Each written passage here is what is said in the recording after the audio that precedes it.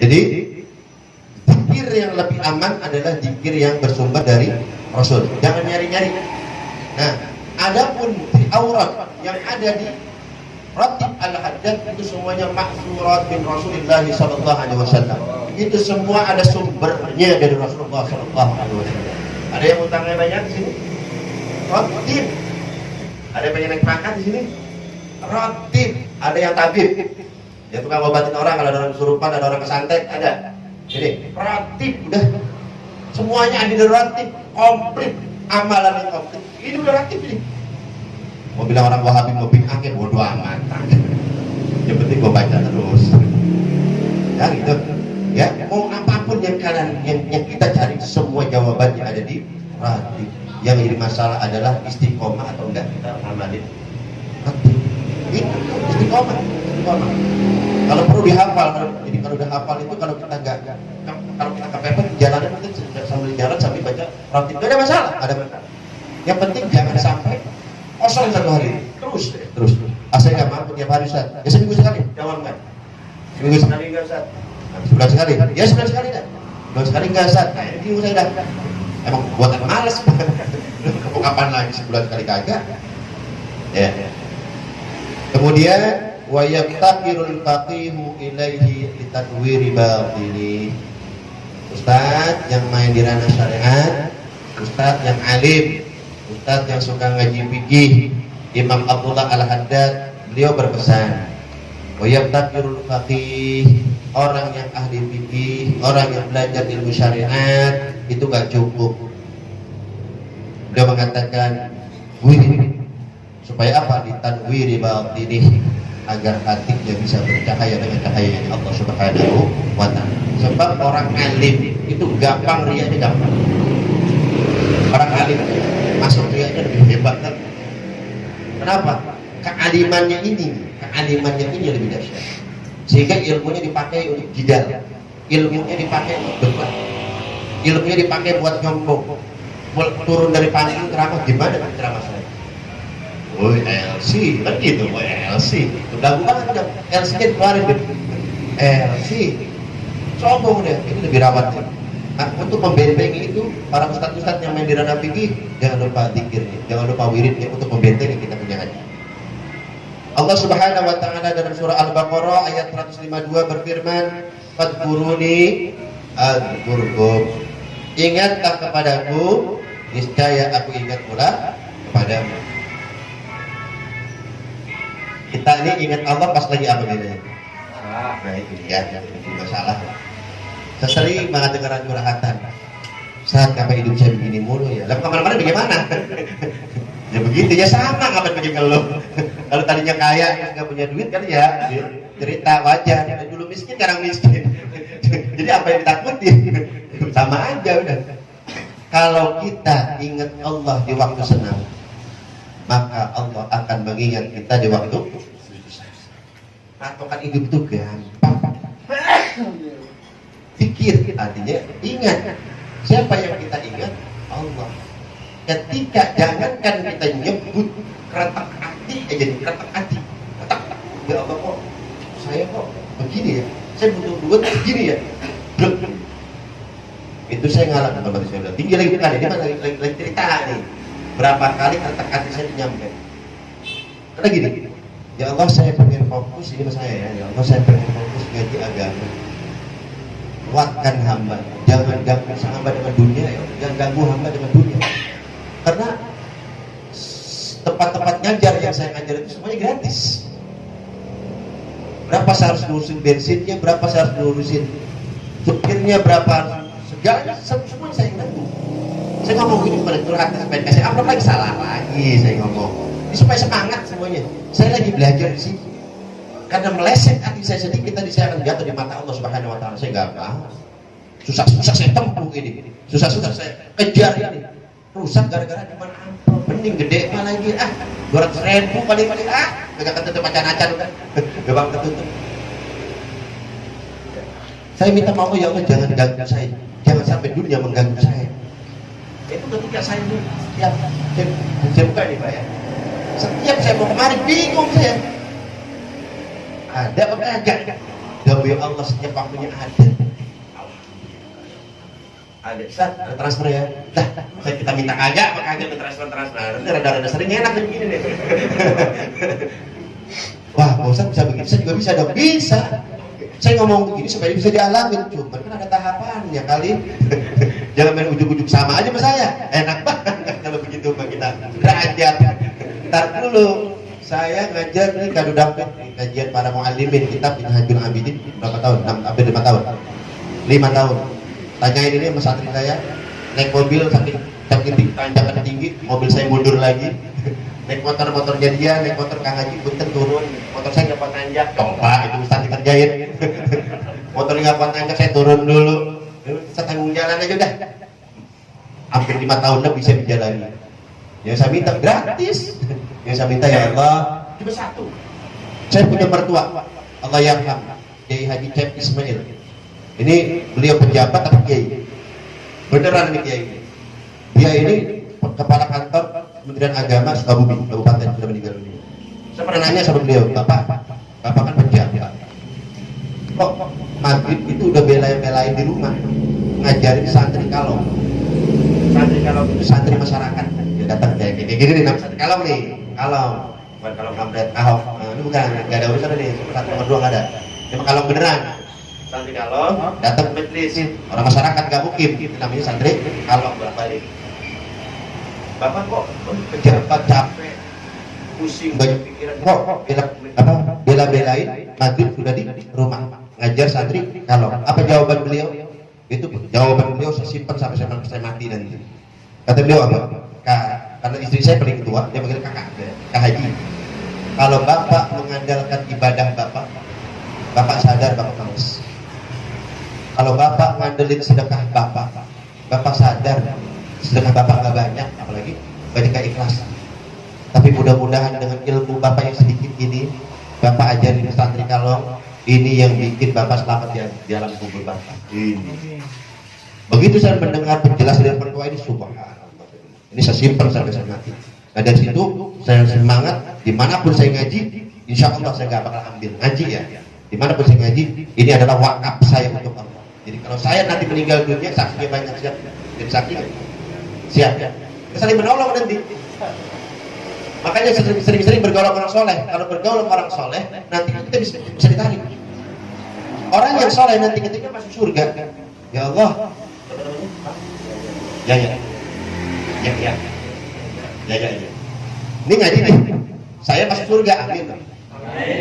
Begitu udah enak Pak, udah ngadem, udah ngerokok kan sebatang.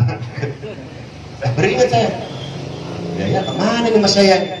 Ya Allah, mas saya kemana? Di pojokan, lagi digarang. Saat itu deh, ya Allah, saya saksinya, hamba saksinya. Dulu waktu di dunia dia pernah jalan bareng sama saya ngaji. Dulu waktu di dunia dia pernah satu majlis sama saya. Dulu waktu di dunia dia pernah zikir bareng di tempat saya. Mau kamu apa pulang? Tarik ke sini ya Allah. Dari neraka tarik ke surga. Ambil dipanggil. Masya Allah. Orang yang soleh bisa narik apa dia yang durhaka. Makanya banyak bergaul ke orang-orang dulu. Ini orang makhluk langka, perlu berabadi. Bener itu langka banget. Harus saya ceritain luar biasa.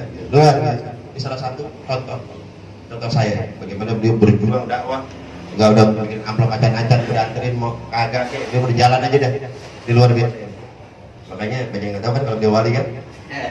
Banyak yang tahu kan. Coba kalau tahu lebih ta'zim lagi. Udah, bisa saya ngomongin. Hormatin udah. Ya, paham ya. Hormatin udah. Ini bukan orang barangan. Bukan orang barangan. Apa tadi? Fadhkuruni adzkuruni. Ingat aku kalian. Ingat saya. Maka saya akan mengingat kalian, kata Allah. Washkuruli. Bersyukur kepadaku. Wala takfurun, jangan kau kufur kepadaku, kata Allah Subhanahu wa ta'ala. Rumus hidup la in syakartum. Beres sudah. Ya Allah, saya kepepet nih, itu dulu 1 juta. Pernah nggak saat itu kita minta, saat itu Allah kasih jalan keluar? Sering ya? Sering apa pernah apa kagak? Sering ya? Ya Allah, hamba butuh nih, anak bayaran sekolah. Berat aja tahu-tahu kita dapat. Apa kata bilang? Ya Allah, hamba butuh 1 juta. Coba, tadi saya minta 1,50. Yang 50-nya buat dirokok, buat bensin, tanggung banget. Gue minta tadi. Pernah nggak begitu? Ini makan habis semua ini duit, ya Allah, habis semua ini. Makanya kalau kita jangan nanggung. Kalau kita minta segitu, syukur, syukur ya Allah, syukur. Termasuk kita dapat pinjaman itu nikmat itu. Kita lagi kepepet orang minjemin, masya Allah nikmat luar biasa. Tapi jangan kebutuhan nikmat, coba bayar. Gitu. Ingat ini tuh duit orang. Makanya saya kalau gini, saya baca di kitab kasih manusia saja bisa hisabi dan saja. Apabila ada orang berhutang, nih, saya juga sering. Makanya saya langsung WA gitu. Yang saya berhutang saya langsung WA. Barang siapa orang yang berhutang, kemudian dia mampu untuk melunasi hutang orang tersebut, tapi dia tidak membayarnya, maka setiap 1 detik dihitung dosa oleh Allah Subhanahu Wa Taala. 1 detiknya dihitung dosa. Makanya kalau kita udah punya utang nih, memang kalau kita nggak mampu, minimal kita minta ampun deh. Kang, Mas, mohon maaf ya, utang saya belum bisa saya bayar. Maafin ya, ridoin saya ya. Maafin ya.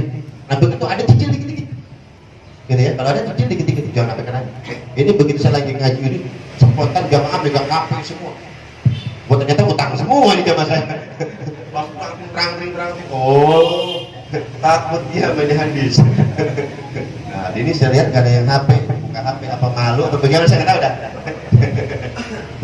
Ya, bersyukur aja Allah, bersyukur. Nikmat Allah wa ta'uddu nikmat Allah. Kalau kamu menghitung nikmat Allah gak bangga itu udah banyak banget. Mata dengan penglihatannya, hidung dengan penciumannya, mulut dengan ucapannya, tangan dengan memegangnya, kaki dengan melangkahnya, otak dengan berpikirnya. Masya Allah. Jantung dengan berdetaknya. Ada yang sakit kemarin tuh, jantung yang sakit, ada yang kepet mana orangnya. Apa nangis sebenarnya? Udah sembuh lagi, ngopi lagi. Ada di belakang orang itu. Wala dzikrullahi akbar, Al-Ankabut ayat 45. Dan sesungguhnya mengingat Allah adalah lebih besar utamanya dari ibadah yang lain. Ya, ayo banyak-banyak zikir. Itu pahala yang besar. Dalam surah Al-Baqarah 200, fadkurullaha kadzikrikum aba'akum aw ashadda dzikra. Berzikirlah dengan menyebut Allah sebagaimana kamu menyebut-nyebut atau membangga-banggakan nenek moyangmu, atau bahkan berzikirlah lebih banyak dari itu. Ini saya lupa, ada riset bapak-bapak itu kalau ngomong sehari katanya sampai 7.000 kata. 7.000 kalimat. Riset kalau salah ya. Sampai 7.000 kalimat bapak-bapak. Berapa ribu kalimat sehari kita? Kira-kira zikir kita nyampe segitu. Lebih banyak manfaatnya, lebih banyak sia-sia ya. Nah itu bapak-bapak atau ibu-ibu 2 kali lipatnya. Yang setengahnya lagi sama plus ngomel itu, bini kita itu. Lebih banyak ya, kebanyakan dia. Dia bisa nyampe 15.000, ngomelnya panjang banget. Ngomelnya panjang banget. Nah itu Quran menyinggung kita. Sebagaimana kita membangga-banggakan nenek moyang, ini tradisi orang Arab itu, mereka membangga-banggakan nenek moyang. Ngkong saya, untuk kakek saya itu, waduh, kakek saya itu aki-aki, lah iyalah. Masa kakeknya muda. Orang-orang Arab dulu itu punya kebiasaan gitu, suka menyinggung, menyanjung keturunan-keturunan. Disinggung oleh Allah. Seberapa seringnya kamu menyinggung, menyanjung keturunan kalian, maka sanjung juga Tuhan kalian. Bahkan lebih banyak dari ini. Ayo puji Allah, ayo zikrullah. Kayak begitu. Wa Abdan Nawawi, dan Imam Nawawi berfatwa. Imam Nawawi ini salah satu imam besar mazhab Syafi'i, mempunyai karamah, tunjuknya itu cahaya. Jadi kalau beliau lagi gelap nyari kitab bingung, tunjuknya nyala. Kalau kita mau pakai baterai. Bitabdilihi, beliau mengunggulkan. Apa ini? Beliau lebih mengunggulkan zikir jahar dibandingkan zikir sir. Ya. Bitabdilihi ma lam yashubhu haddun aw tashwisun. Selagi beliau Imam Nawawi mengutamakan zikir jahar dari zikir hati selama tidak didasari riya dan tidak mengganggu orang lain. Jadi zikir ada 2 ya, zikir jahar lisan, zikir hati. Imam Nawawi punya pandangan lain. Hari sebelumnya, zikir yang paling utama adalah menggabungkan antara zikir jahar dengan zikir hati, gitu kan? Masih ingat ya? Nah ini Imam Nawawi punya pandangan berbeda. Beliau mengatakan zikir jahar itu lebih afdal, itu lebih utama. Kalau nggak ada taswis, kalau tidak mengganggu orang lain dan tidak takut dibilang ria. Ya, seperti itu. Silakan ikuti mazhab yang mana sama aja nih ulama-ulama. Kemudian dia juga mengatakan wa yukrahun mutqubihi bi famin mutanajjisatin. Berzikir itu bagi yang tukang zikir makruh apabila keluar dari mulut dan tempat yang najis. Makruh. Rokok hukumnya haram apa makruh? Yang enak aja nih. Yang rokok nih. Haram apa makruh nih? Makruh. Habis zikir, mau zikir kudunya gimana? Bersihin dulu lah. Siwak. Nyiwak ke mau gosip gigi ke mau kumur apa ke ini mau sok banget habis disangka Allah dari mana? Itu mulut tuh bawa Samsu. Kumur dulu soalnya malaikat bingung. Ntar ini gue deketin gue rokok lagi katanya. Parfum siapin. Semprot sebelum dikir ya. Jadi besok tuh minimal beli parfum yang kecil. Nah, parfum ada di belakang tuh. Saya promosiin sekalian itu. Bang Ustadz Debleng, Bang Ustadz Bahar. Tuh, saya ini beli. Terus kitabnya juga beli, jangan mentang-mentang.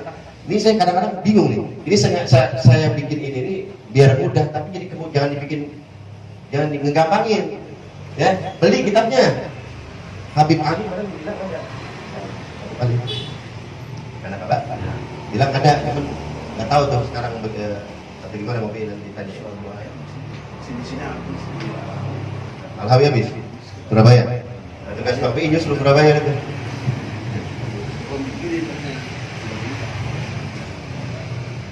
Jadi makruh berzikir dari mulut yang najis. Ini ada kisah. Seorang Imam Sirri As-Saqati. Suatu hari beliau ini jalan dengan rombongan murid-murid. Ini terakhir ya, hampir sejam ya. Beliau jalan dengan rombongan murid-murid. Ini makruh hukumnya, makruh bukan haram ya. Ingat, berzikir dengan mulut yang najis hukumnya makruh. Habis makan tikus, habis makan kucing, habis makan bangke, makruh tuh. Kan najis kan, darah, masuk darah tuh ya. Darah kalau misalkan kita mimisan atau misalkan kita gusi kita berdarah itu makruh. Darah kan najis. Ini Imam Sirri As-Saqati suatu hari berjalan bersama rombongan muridnya. Di tengah jalan dia melihat ada anak muda lagi joprak di tanah. Mabuknya parah. Masya Allah. Anak muda joprak di tanah, mabuknya parah. Luar biasa. Saking banyaknya itu yang anak muda minum itu khamar sampai menetes di mulut. Tapi uniknya, hebatnya luar biasa. Ini anak yang tadi udah juta yang udah joprak di tanah tadi, dengan mulutnya keluar khamar, tapi lisannya mulutnya begini, komat kamit. Begitu disamperin, didekati oleh Imam Sirri As-Saqati, ternyata ini anak muda apa yang diucapkan? Anak muda yang mabuk tadi mengucapkan Allah. Ini anak apa ini? Anak muda ini. Mabok. Saking banyaknya minuman yang ditengah, menetes dari mulutnya, tapi lisannya mengatakan Allah. Kita mabuk nggak? Kita mabuk nggak? Dikir nggak? Bagusan mana berarti? Awas aja yang pernah seribu mabuk nih, Allah salah lagi. Ini makanya dunia tasawuf uniknya begini, masya Allah luar biasa. Ini anak muda mabuk, dia ucapkan Allah. Imam Sirri ngomong sama muridnya, murid saya, baik, tuan guru, ambilin air. Wah, mampus, saya blok di banyur ini ikut saya. Begitu diambil, bukan disiram. Inilah dakwah, kita harus pelajari dakwah ulama-ulama salafus saleh terdahulu. Mereka bukan dengan caci maki, bukan dengan marah, bukan dengan emosi. Ambil air. Santrinya nyangka ini pasti mau disiram ini orang ini. Karena kurang ajar, masa mabuk dikir. Kadang-kadang ini tadi anak muda menyebut zikrullah, tapi mulutnya najis ya. Najis apa tadi? Khamar. Kita memang nggak najis mulut kita dengan khamar, tapi mulut kita najis dengan gibah. Mulut kita najis dengan mencaci orang. Mulut kita najis dengan menghina orang. Itu bukan najis itu. Najis zahir, najis batin. Seberapa seringnya kita maki-maki orang, menghina orang, menghujat orang. najis tuh. Memang kita nggak minum arak, tapi jangan pernah memposisikan diri kita lebih mulia dari orang yang minum arak. Jangan begitu, jangan begitu. Orang-orang yang as-sadiq ilallah, orang yang menuju Allah nggak begitu. Bisa jadi dia adalah orang yang lebih mulia dari kita. Kan begitu. Di endingnya lihat, di endingnya. Yang kita anggap anak muda mabuk nanti akhirnya gimana coba? Begitu ini diambilkan air, dia diciduk pakai tangan beliau yang mulia, diambil pakai tangan yang mulia, dicuci mulutnya oleh Imam Syiri As-Sakati. Beliau mengatakan apa? Tidak sepantasnya kalimat Allah yang mulia ini keluar dari mulut yang penuh dengan najis. Aku cuci mulutnya agar sesuai apa yang diucapkan dengan mulut, supaya hilang najis. Dicuci, cukup dihilang, cukup dibuang, dicuci. Berangkat beliau, nggak dimarah-marahin, nggak dibangunin, nggak ditamparin, nggak ditampakin, enggak. Kalau kita dijak-injak enggak, kalau kita mah habis kita unyek-unyek, wah, kita apain maju dari orang enggak. Beliau jalan, berangkat, malamnya beliau ngimpi. Ini Imam Syiri As-Sakati malamnya mimpi. Apa kata di mimpi? Imam Syiri As-Sakati mimpi berjumpa dengan Allah Subhanahu wa taala. Imam Ahmad bin Hanbal itu lebih dari 70 kali bermimpi ketemu dengan Allah Subhanahu wa taala. Jadi enggak mustahil, biasa aja bagi orang-orang soleh. Karena kita ngukurnya pakai kita sih. Masa? Mana tuh? Ente ngukur wali ngukur sama kita yang gak nyambung koslet yang ada. Dalam mimpi dia berjumpa dengan Allah. Dalam mimpinya Allah berfirman, "Wahai Sirri, karena engkau telah membersihkan mulutnya karena aku, maka aku berikan anak muda itu hidayah agar bisa taat untuk menyenangkan hatimu." Masya Allah. Wahai Sirri, karena kau bersihkan mulutnya karena mengagungkan nama asma gitu, maka ini anak muda aku berikan dia hidayah untuk menyenangkan hatimu. Wahai Sirri. Jadi si Imam Syiri itu ngejerit hatinya, ya Allah, ini anak muda coba kalau taat, cakep ini, zikir tapi gak mabuk, zikir dalam keadaan benar bersih, menjerit hatinya, digembirakan oleh Allah. Bangun dari tidur, besoknya dia cari, ini anak muda kemana ini? Gimana dicari? Karena ini memberikan, pengen ngetes mimpinya ini, bener gak sih diberikan oleh Allah? Bener gak dicari? Ketemunya di mana? Di masjid Shop yang paling depan. Masya Allah, di Shop yang paling. Ini Imam Syiri mimpi gak ada satu orang pun yang tahu. Dia belum ngomong sama siapa. Aku ingin membuktikan mimpiku, dicari.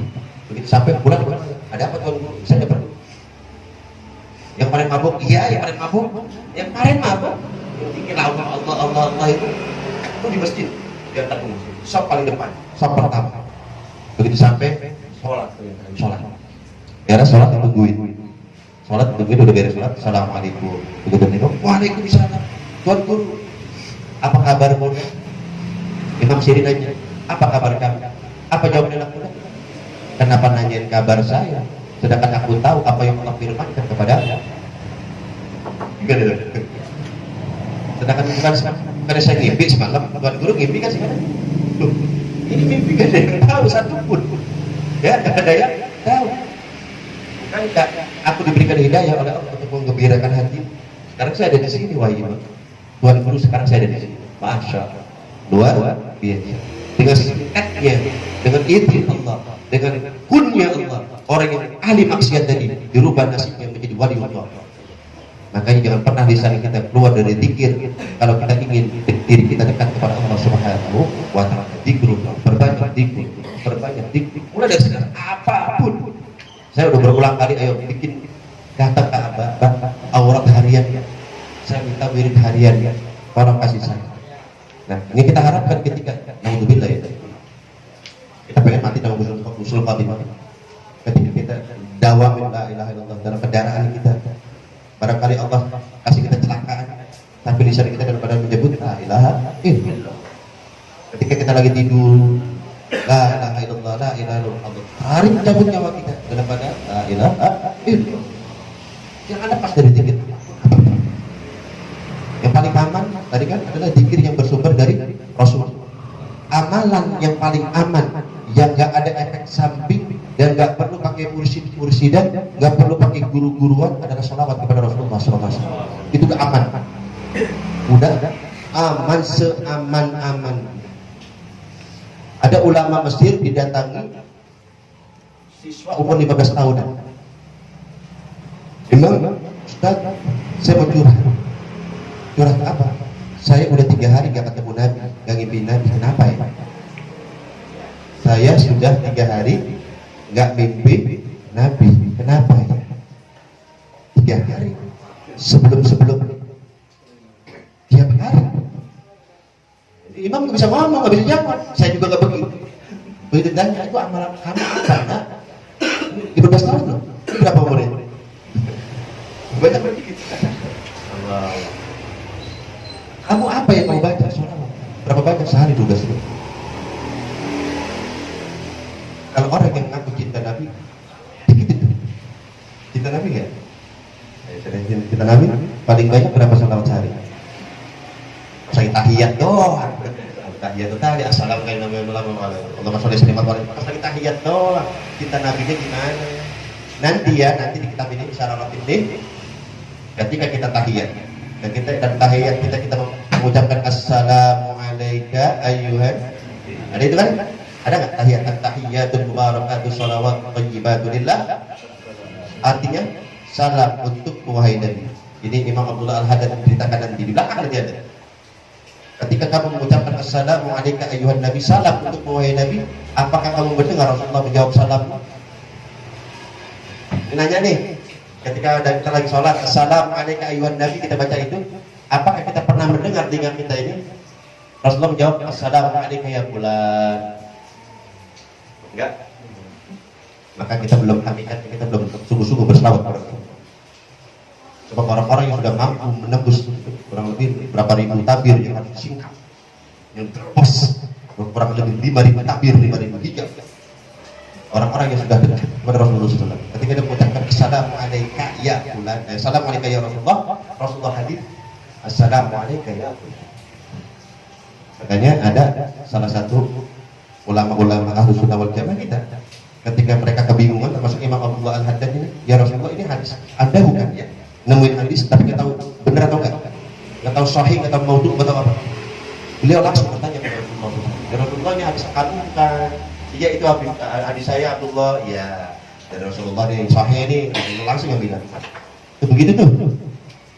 Ada perasaan kita kan Imam Abdullah Al-Haddad ini saking hebatnya dikirnya, takbiratul ihramnya ini tembok petak. Gimana itu?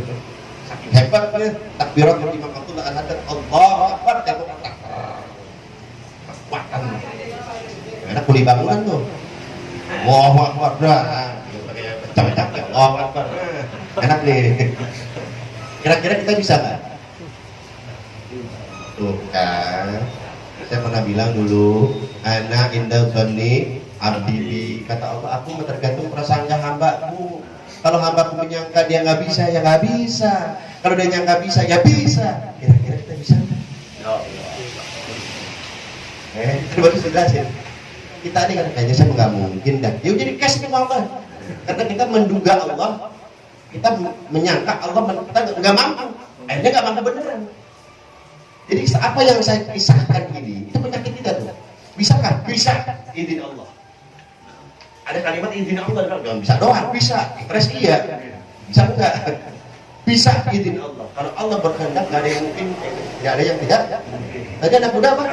Mabok, gandalan, tapi kejam dalam hitungan hari berubah menjadi wali. Kira-kira kita bisa? Bisa izin Allah. Itu saja dapat saya sampaikan. Pas 1 jam, lebih kurangnya mohon maaf. Mudah-mudahan bulan depan saya panjang umur, ada peluang kita bisa jumpa lagi. Ajak teman-temannya yang ngaji. Ilmu ini ilmu langka. Peminatnya kurang. Soalnya sudah pernah jelaskan, menyemes diri sendiri. Barusan tuh. Yang nggak terima ya silahkan, saya cuma menyampaikan. Kalau pengen naik pangkat di hadapan Allah, ikutin. Kalau pengen bangganya main situ aja, SD aja, mau SMP, silahkan. Ini bagi orang-orang yang ingin naik pangkat di hadapan Allah. Gak usah takut, Ustaz. Dunia mengikuti, ngikutin nggak percaya banget. Ngikutin aja udah pokoknya. Yang benar aja ngaji, mau wirid udah yang benar. Itu aja. Pasrahin sama guru, minta nasihat guru, udah insya Allah hidup beres. Ya, itu saja yang dapat saya sampaikan. Lebih kurang mohon maaf. Ditutup doa. Wabillahi taufiq wal hidayah. Wassalamualaikum warahmatullahi wabarakatuh.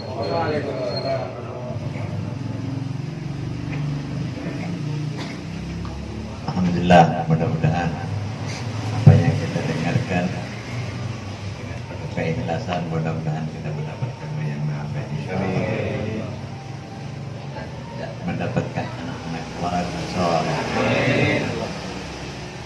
Mari kita hidup dengan membacaan talqinul zikir. Mudah-mudahan dengan talqin zikir ini Allah memberi ampunan buat kita dan orang-orang tua kita yang insyaallah diampuni dosanya. Diselamatkan kita dunia dan akhirat. Abdullah ma'budana wa nabiyina min qabli la ilaha illallah la ilaha illallah la